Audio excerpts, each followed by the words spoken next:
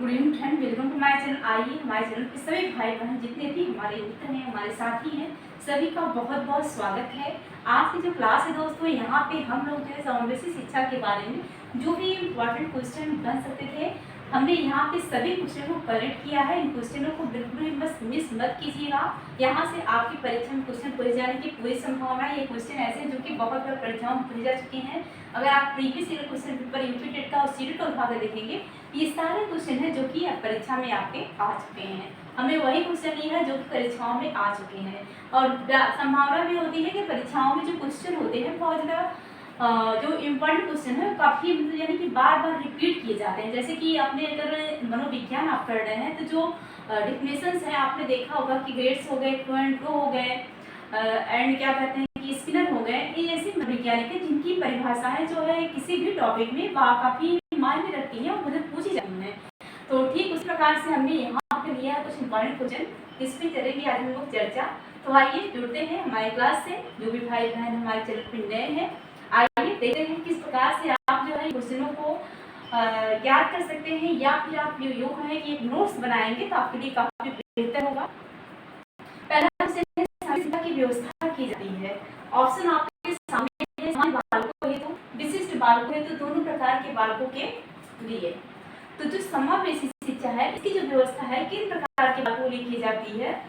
सामान्य बालकों की और विशिष्ट बालकों, यानी कि हमारा ऑप्शन से जाता है सी थर्ड, कि दोनों प्रकार के बालकों के लिए समावेशी शिक्षा की जो व्यवस्था है ये सामान्य बालकों के साथ साथ विशिष्ट बालकों के लिए जो है इनकी जो व्यवस्था है की जाती है।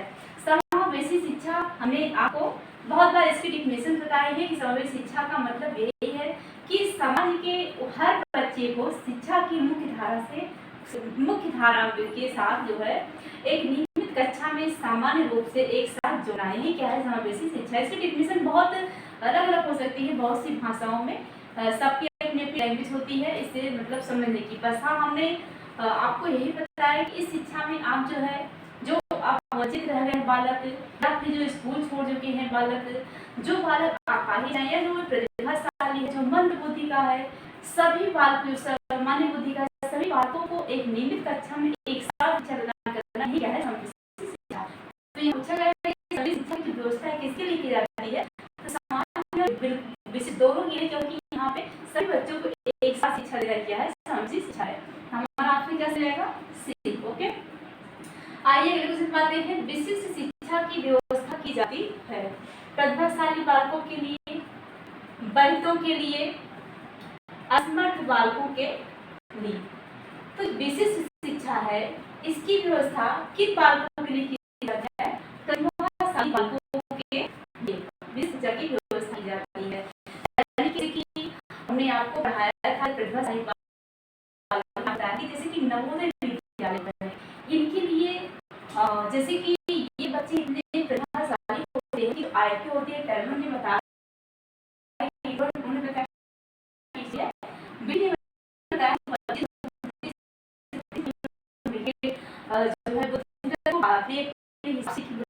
है ये होते हैं प्रतिभाशाली होते हैं कि सामान्य बच्चों से कई गुना मतलब आगे होते हैं। इसके लिए जो है नवोदय विद्यालय जैसे हो गया, विशिष्ट विद्यालय की व्यवस्था की जाए ताकि इनकी प्रतिभा और निखर सके। जैसे कि इसीलिए यहाँ पे आंसर दिया जाएगा, जैसे कि नवोदय विद्यालय की व्यवस्था क्या है। और अगर बच्चा बहुत ज्यादा प्रतिभाशाली है, बहुत गरीब घर से, तो छात्रवृत्ति की व्यवस्था की जाए ताकि उनकी शिक्षा में किसी प्रकार की कोई बाधा ना हो। और इनको जो है अगर ये 8वीं कक्षा में पढ़ा तभी इनको मौका दीजिए कि 7वीं और 6ठी कक्षा के बालकों को पढ़ाने का मौका दीजिए, ताकि इन्हें अपनी योग्यता का एहसास होता रहे कि हाँ हमारे अंदर कुछ क्वालिटी है। तो ये है प्रतिभाशाली बालक, इन्हें जो है इनको तो प्रदर्शन का मौका जो है हमेशा दिया जाना चाहिए। तो ये है प्रतिभाशाली बालकों के लिए व्यवस्था की जाती है प्रतिभाशाली बालकों के लिए। अगर क्वेश्चन है जिस बालकों का राष्ट्रीय संस्थान स्थित है, बहुत वेरी मोस्ट इंपॉर्टेंट क्वेश्चन, इसको आप बिल्कुल भी नोट डाउन करके रखिएगा कि नागपुर में है कि देहरादून में है, कानपुर में। तो दृष्टि बाधितों का जो ये राष्ट्रीय संस्थान है ये हमारा कहाँ पे है? देहरादून में है। ओके, दृष्टि बुद्धिलब्धि का प्रत्यय किसने दिया था? लुईस ने, इटाई ने, एस्टर ने, बिल ने। तो जो ये बुद्ध उपलब्धि है इसका प्रत्यय किसने दिया था? इसे दिया था ईस्टर्न ने। अगला क्वेश्चन हमारा है, मानसिक मंद बालकों की पहचान का आधार है जो बच्चा मंद बुद्धि का है। तो मंद बुद्धि के बच्चों की आयु क्या होती है? इनकी आयु 70 से हमेशा कम होती है। तो इनकी जो पहचान है, इनकी जो मंद बुद्धि बालकों के बारे में आज की जो पहली वीडियो है, आज उन्हीं के बारे में हमने पढ़ाया। उस वीडियो को पूरा जरूर रीड करिएगा कि उनकी जो है पहचान आप कैसे करेंगे, उनकी शिक्षा व्यवस्था किस प्रकार आप करेंगे, सब कुछ हमने उस वीडियो में बताया है। ठीक है, तो मानसिक मंद बालकों की पहचान का आधार बुद्ध उपलब्धि और शैक्षिक उपलब्धि। क्या है? बुद्ध उपलब्धि है कि शैक्षिक उपलब्धि है, या फिर सी ऑप्शन हमने यहाँ पे लिखा है A+B। तो मानसिक उपलब्धि जो मंद बुद्धि बालक है, इनकी पहचान आप कैसे करेंगे? बुद्ध उपलब्धि से भी कर सकते हैं कि इनकी उपलब्धि का परीक्षण करके भी कर सकते हैं। दूसरी चीज क्या है? शैक्षिक उपलब्धियां। अगर आप इनकी जो इन्होंने मान लीजिए मानसिक मंद बच्चा है, 8वीं क्लास है, अगर आप इनकी जो तीसरी क्लास से लेकर के 8वीं क्लास तक की डॉक्यूमेंट्स यानी कि मार्कशीट चेक करते हैं, तो आप पाएंगे कि इनका जो रिजल्ट है काफी कम रिजल्ट आता है। थर्ड डिग्री का रिजल्ट ज़्यादा देखने को मिलता है।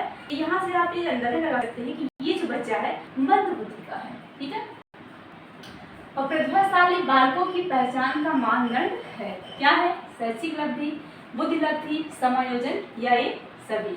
तो जो प्रतिभाशाली बालक होते हैं, आप जब इनके रिजल्ट को उठाकर देखेंगे, कई सालों का रिजल्ट, तो कहीं ना कहीं इनका हमेशा स्कोर जो है अच्छा दिखाई देगा आपको रिजल्ट में। बुद्धि उपलब्धि यानी कि आप जो है बुद्धि उपलब्धि की बुद्धि का भी परीक्षण कर सकते हैं। 10 सवाल आपने दिया और ये प्रतिभाशाली बच्चा है, आपको 10 मिनट में लगा के दे सकता है। लेकिन मंद बुद्धि बच्चा है, आपको 10 मिनट में भी नहीं लगा पाएगा, उसको आएगा ही नहीं। तो ये है जो है इनकी बुद्धि को नापना देगा। आप कैसे पहचान सकते हैं कौन सा बच्चा प्रतिभाशाली है और कौन सा मंद बुद्धि है? समायोजन।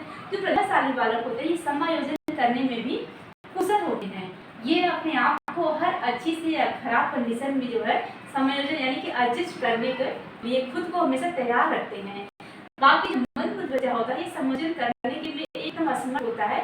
थोड़ा से भी मतलब क्या है कि परिस्थितियां थोड़ा भी चेंज हुई तो इनके लिए प्रॉब्लम्स क्रिएट होने लगती हैं। ये हमारा आंसर यहाँ पे सही हो जाएगा ये। ठीक है, भारतीय पुनर्वास परिषद की स्थापना कब हुई? तो यहाँ पे 1995, 1994, 1993, 1992। हमारा ऑप्शन यहाँ पे क्या सही जाएगा? थी 1993। अगला है अस्तित्व संस्थान है। ये भी बहुत इंपॉर्टेंट क्वेश्चन है। सभी क्वेश्चन जो कि आपको याद ही करके जाने परीक्षा में। तो अस्तित्व के संस्थान है कानपुर, नई दिल्ली, देहरादून, नागपुर।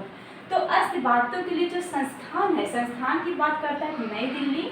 लेकिन अगर आपसे पूछता है कि कभी कभी जैसे हो सकता है कि आपका परीक्षाओं में ऐसा होता है, ऐसी गलतियां हो जाती है कि यहाँ पे भी देहरादून ऑप्शन दिया गया है और दृष्टिबाधित बालकों का जो राष्ट्रीय संस्थान है यहाँ पे देहरादून है, या यहाँ पे तो ऑप्शन से देहरादून दृष्टिबाधितों के राष्ट्रीय संस्थान। लेकिन अगर पूछता है कि अस्तित्व हेतु संस्थान है तो कहाँ पे है? नई दिल्ली में। ठीक है, समस्यात्मक बालकों के कारणों के द्वारा ज्ञात किया जा सकता है। समस्यात्मक बालकों के कारणों को कैसे ज्ञात करेंगे? शैक्षिक परीक्षण के द्वारा, मानसिक परीक्षण द्वारा या प्रस्थापित परीक्षण के द्वारा। तो समस्यात्मक बालकों की पहचान आप कैसे करेंगे? प्रक्षेपित परीक्षण के द्वारा। ठीक है, तो आज का जो सेशन दोस्तों यहीं तक, मिलते हैं नेक्स्ट क्लास में। मुझे लगता है कि जितने भी हमने क्वेश्चन आपको कराया है, इन सभी क्वेश्चन को आपको देखकर समझ आना चाहिए। थैंक यू, मिलते हैं नेक्स्ट क्लास में। धन्यवाद।